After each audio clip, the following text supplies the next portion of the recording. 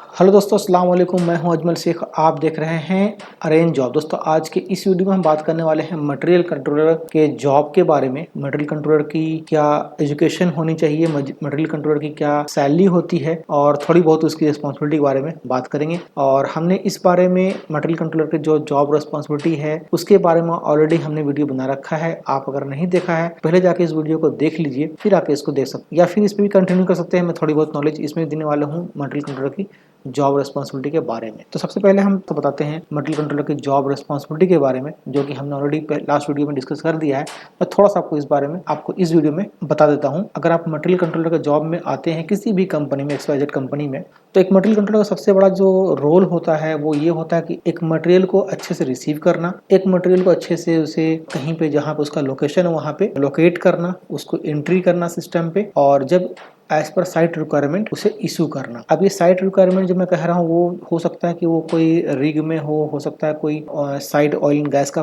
Field हो, कोई construction site हो, कोई हो सकता है कोई मॉल हो, या जहाँ भी आपका जिस भी पोस्ट के लिए आप चुने गए हैं उस तरह की जो है चीज़ें हो सकती हैं। लेकिन क्योंकि मटेरियल कंट्रोलर का जॉब के लिए कुछ कंस्ट्रक्शन होती है, कुछ ऑयल एंड गैस होती है, कुछ रिग वाली होती है, जो ऑफशोर वगैरह जॉब होता है वो, तो चाहे जो भी कंडीशन हो चीज़ें सबका सेम ही रहता है। थोड़ा बहुत फ़र्क होता है जो कि टाइम के साथ में जाके आप वहाँ पे सीख लेंगे। तो सबसे अहम जो एक मटेरियल कंट्रोलर की जो रिस्पॉन्सिबिलिटी होती है वो मटेरियल को रिसीव करना सही से और उसकी एंट्री करना सिस्टम पे। पहले फिजिकल चेक करना कि उसकी क्वांटिटी क्या है, क्वालिटी क्या है, वो चेक करने के बाद में फिर उसे जो है हम एक जगह पर लोकेट करते हैं। जो उसका स्पेसिफिक लोकेशन होता है जहाँ पे वो मटेरियल रखा जाता है वहीं पर उसे लोकेट किया जाता है, सिस्टम पे एंट्री किया जाता है कि उसे लोकेट कर दिया गया है। और उसके बाद हम जो है जब उसकी रिक्वायरमेंट आती है साइट से, एज पर साइट रिक्वायरमेंट हम उसे इशू कर दें। तो ये पहला स्टेप होता है। इसके अलावा एक मटेरियल कंट्रोलर का रिस्पॉन्सिबिलिटी होता है मटेरियल को टाइम बाय टाइम इन्वेंट्री करना, मटेरियल को चेक करना कि जो हमारे सिस्टम में शो कर रहा है उतना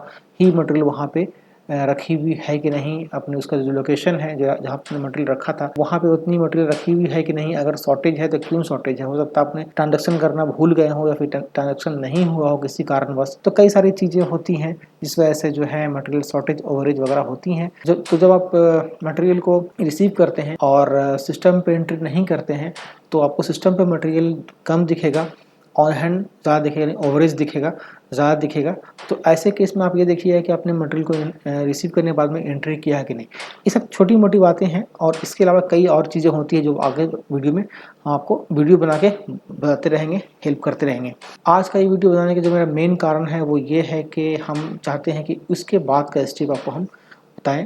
जैसे कि कई लोगों का सवाल ये हो सकता है, कई लोगों का सवाल ये हो सकता है कि एक मटेरियल कंट्रोलर का पोस्ट पाने के लिए क्या एजुकेशन बैकग्राउंड होनी चाहिए और उसकी क्या सैलरी होती है, इस बारे में आपको हम गाइड करते हैं। तो एक मटेरियल कंट्रोलर पोस्ट में आने के लिए देखिए डिपेंड करता है। अगर आप एकदम फ्रेशर हैं, फर्स्ट टाइम आ रहे हैं, तो अभी के टाइम में बिल्कुल जो है वो बीटेक वाले या फिर जो है डिप्लोमा होल्डर ही मांग रहे हैं। इसके अकॉर्डिंग अगर आप देखेंगे तो एज पर न्यूज़ एडवर्टाइजमेंट के अकॉर्डिंग बिल्कुल मतलब जो है बीटेक होल्डर या फिर जो है डिग्री डिप्लोमा वाले लोग मांग रहे हैं जो कि उस बैकग्राउंड से हो, जैसे मैकेनिकल या फिर पाइपिंग डिपार्टमेंट के बैकग्राउंड से हो, जो कि मैकेनिकल में इंजीनियरिंग करके आया हो या फिर बीटेक करके आया हो या फिर कह सकते हैं कि डिप्लोमा भी कम से कम करके आया हुआ बंदा है, तो उसको प्रेफर कर रहे हैं इस वक्त फ्रेशर को। लेकिन अगर आपके पास में एक्सपीरियंस है, किसी स्टोर कीपर में आपने काम कर रखा है, कहीं पे ऐसे स्टोर कीपर, ऐसे वेयर हाउस कीपर आपने काम कर रखा है, तो मोटा मोटी एक मटेरियल कंट्रोलर जो है स्टोर कीपर का एक प्रो वर्जन है। मतलब अगर आप स्टोर कीपर में काम कर लिया है तो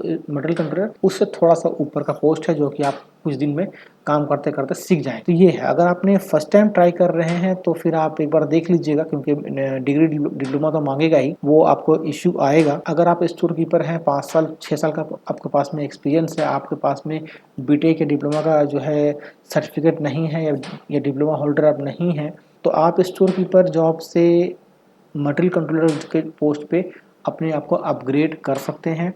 और अगर आप एक बीटेक होल्डर हैं और अगर आप एक कर सकते हैं कि कोई डिग्री वाले या डिप्लोमा वाले आप होल्डर हैं, तो फिर इस पोस्ट पे आने के लिए अप्लाई कर सकते हैं। मटेरियल कंट्रोलर का पोस्ट पे आने के लिए जो मेन चीज़ होती है वो ये होती है कि आपको जो है एक्सपीरियंस, अगर आपने बीटेक भी कर रखा है या फिर आपने किसी फील्ड पे इंजीनियरिंग कर रखा है या डिप्लोमा कर रखा है लेकिन आपके पास में नॉलेज नहीं है, तो फिर उसका कोई मतलब नहीं बनता। तो फिर आप अगर आप जिस भी कंट्री में आप जा रहे हैं या फिर आ रहे हैं, तो वहाँ पे जाने के बाद में आपको वहाँ पे बॉटम से आपको काम को सीखना पड़ेगा कि एक्चुअली में ग्राउंड पे काम किस तरह होता है।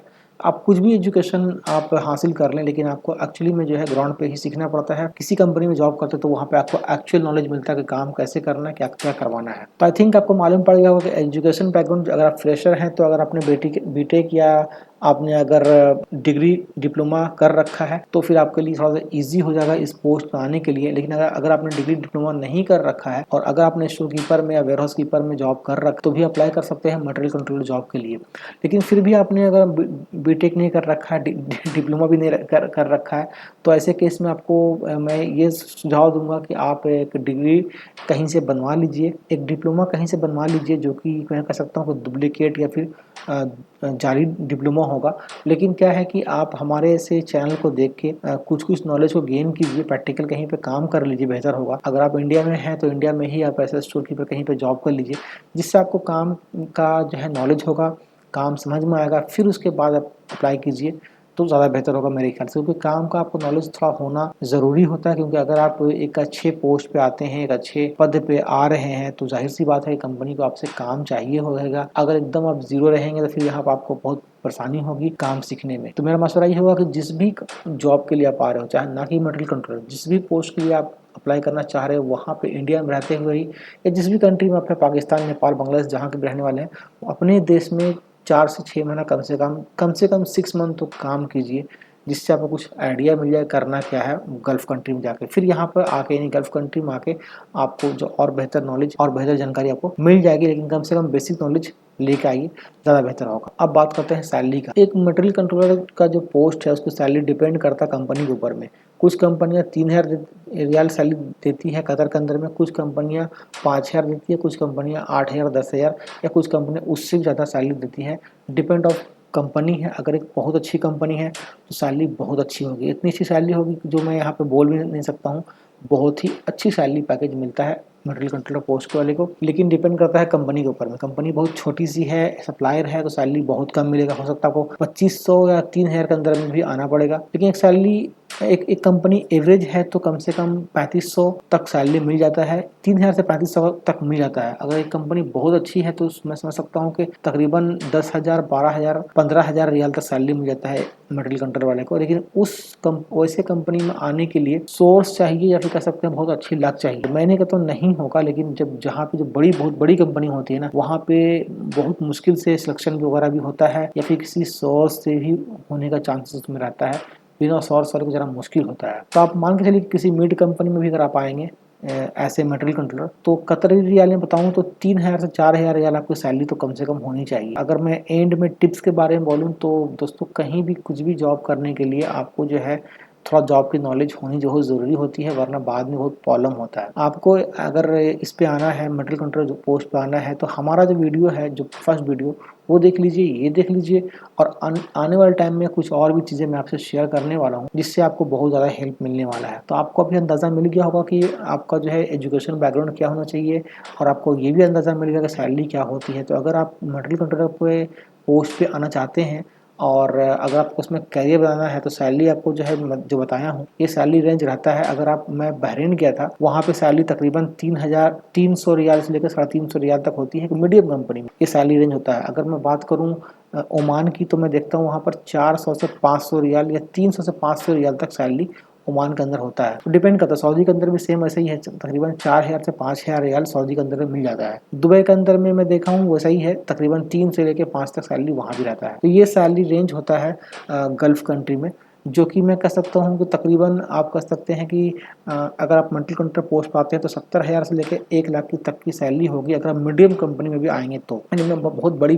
कंपनी की बात नहीं कर रहा हूँ, नॉर्मल सी कंपनी की बात कर रहा हूँ कि इतनी सैलरी कम से कम मिल जाती है। एक ठीक ठाक अच्छी कंपनी है तो सैलरी इससे ज़्यादा हो सकता है, लेकिन मैं मिनिमम पकड़ के बता रहा हूँ आपको कि कम से कम इतनी सैलरी तो मिल जाती है। लेकिन उसके लिए यही है कि हार्ड वर्क होना चाहिए। मटेरियल कंट्रोलर का जो पोस्ट होता है, जो जॉब होता है, वो बहुत ही क्रिटिकल, बहुत ही टेंशन भरा जॉब होता है, तो इसमें आना इतना आसान होता है। तो मैं आने वाला वीडियो में आपको और भी कई चीज़ें बताऊंगा। मैं उम्मीद करता हूँ कि छोटा सा वीडियो आपके लिए जरूर हेल्पफुल रहा होगा।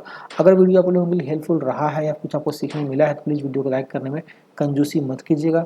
प्लीज़ वीडियो को लाइक एंड शेयर ज़रूर कर दीजिएगा। चैनल पर नए हैं, चैनल को सब्सक्राइब कर लीजिएगा। आपको इसी टाइप का वीडियो और भी चाहिए तो इसी टाइप का वीडियो में मैं लाता रहूँगा। आने वाले टाइम में मैं इसी तरह का वीडियो और भी लाता रहूँगा, जिससे आप लोगों को और भी हेल्प होता रहेगा।